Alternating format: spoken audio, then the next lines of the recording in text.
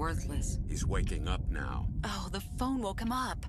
Don't answer. They'll know who you are. You're a waste of space. Why are you so stupid? A waste of our time. Stupid. So stupid. Worthless. We hate you. He's gonna pick up the phone. They'll know if you lie. The scene you just saw looks almost too strange to be real, but it is an example of psychosis, which affects 1% of the global population. As you could see, psychosis has a severe impact on the daily lives of those that are affected. To understand psychosis, you need to have insight into the symptoms, consequences, and developmental origins. Psychosis means losing contact with reality. People with a psychosis experience unreal things and believe them to be real. These experiences can be frightening and may cause people with a psychosis to hurt themselves or to hurt others. Psychosis causes excess morbidity and mortality, as well as extensive negative personal, social, and educational consequences. A psychosis is a sign of a mental disorder, but it's not itself a psychiatric diagnosis. It is classically associated with schizophrenic disorders, but other disorders also have psychotic symptoms, for example bipolar disorder. Psychotic experiences can happen to anyone. It is most likely to be diagnosed in young adults. How can someone lose contact with reality? Generally, this can happen in two broad forms, which can severely disrupt the perception, thinking, emotion, and behavior. First, hallucinations can occur. This is when a person hears, sees, feels, smells, or tastes things that aren't there. For example, hearing voices or seeing someone take the shape of something he is not, such as a demon.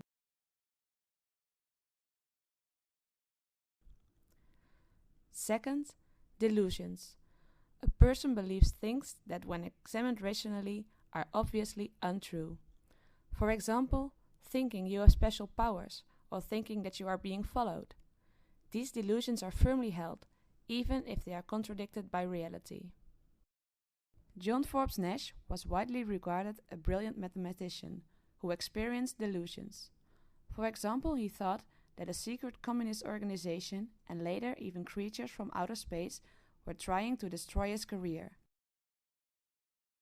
Someone who visited him in the hospital asked him, how could you, a mathematician, someone who's committed to rationality, how could you believe that aliens from outer space were communicating with you?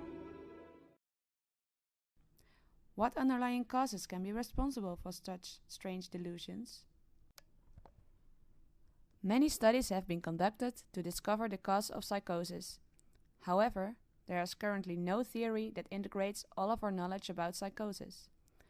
A theory that is widely accepted to explain psychosis is the stress vulnerability model. According to this model, some people are more vulnerable than others to the impact of stressors.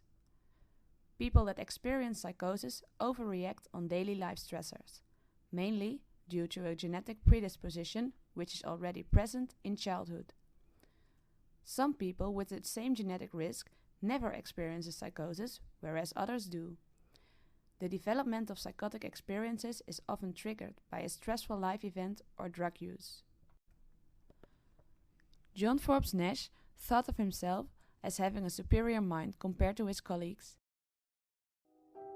These young mathematicians were all pretty cocky, but he towered over them in arrogance and confidence and also in eccentricity. He worked hard to gain recognition in the form of the prestigious Field Medal for mathematical achievements, but he failed several years in a row to achieve this reward. His unsuccessful attempts are strong overreactions to stressors, which led to the development of delusions.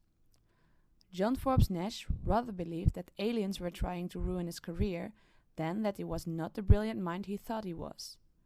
The genetic component is illustrated by the fact that he has a son who suffered from schizophrenia. Early intervention is of great importance to reduce disability and to improve long-term outcomes.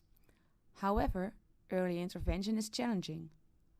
First, because a fantasy life belongs to the children's normal development. Many children have imaginary friends or believe there is a monster behind their bed. Signs that may indicate the development of a psychosis are if a child shows preference for solitary play, has problems with speech and education, or has difficulties in mentalizing. Second, people that experience psychosis are often stigmatized, which prevents them or their parents from seeking treatment. To reduce stigma, it is important to educate the general public about psychosis and to strengthen someone's conviction to cope with the psychotic experiences. Third, since young patients are sensitive to medication, it is difficult to administer the right dose of medication. It is important to monitor medication use because wrong use of medication can impede medication use later on. John Forbes Nash received questionable medical treatment for 9 years. Not only did he receive high doses of medication with little consideration for adverse effects, he was administered insulin shock therapy, in which he was put in an artificial coma. He later refused to take medication, but he slowly recovered after he found a social environment in which his delusions were accepted. The fact that people did not abandon him, that there were people who treated him like a human being, made it possible for him to re-emerge. He slowly recovered, was able to work as a mathematician again, and his efforts were finally rewarded with a Nobel Prize for his work on game theory. After being separated for almost 40 years, he remarried his wife, whom he lost when his symptoms started. Despite the severe negative consequences, most schizophrenic patients identify beneficial effects of the disorder, such as enhanced sensory perception and greater creative achievements. These beneficial effects were lost after medication use.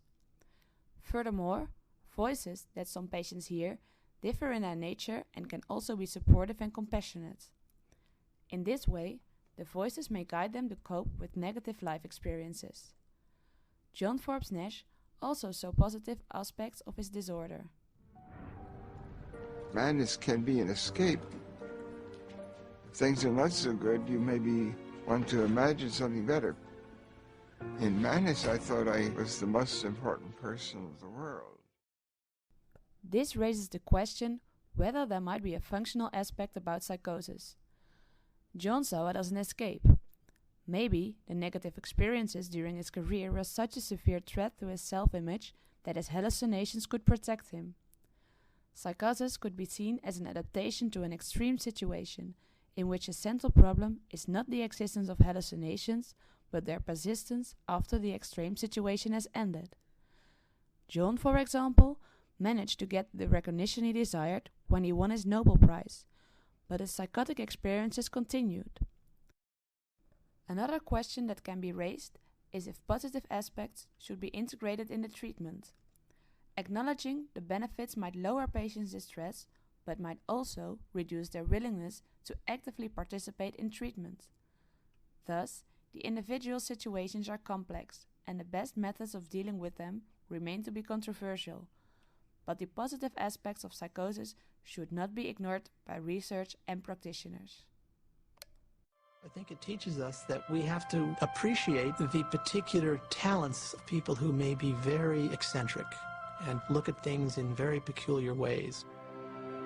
Those are often the people who will really have the most stunning insights. Here was someone who had been lost. I think that's the inspiration, that people can triumph over this disease. I think it's incredibly inspiring.